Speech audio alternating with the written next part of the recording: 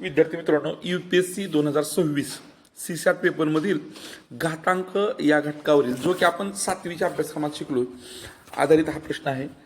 कितनी 3 अंकीय संख्याओं को 2 के पूर्णांकीय घात के रूप में अभिव्यक्त किया जा सकता है।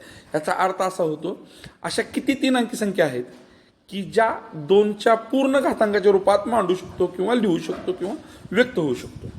आता 2चा घात आणि 3 अंकी संख्या ह्या 2 कन्सेप्टवर आधारित हा प्रश्न आहे। आता बघा, 3 अंकी संख्या कुठून चालू होतात? 100 पासून आणि संपतात कुठं? 999 ला।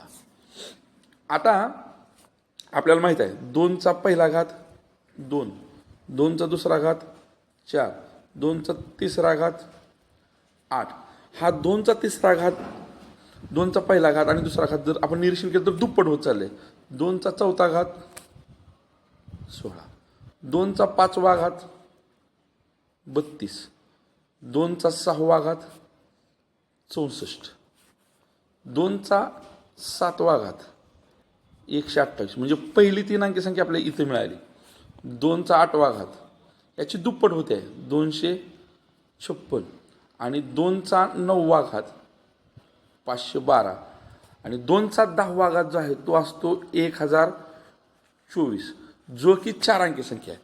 म्हणजे 3 अंकी संख्येच्या स्वरूपात जर बघितलं तर 128, 256 आणि 512 या 3 अंकी संख्या आपण 2च्या पूर्ण घातांकाच्या रूपात लिहू शकतो।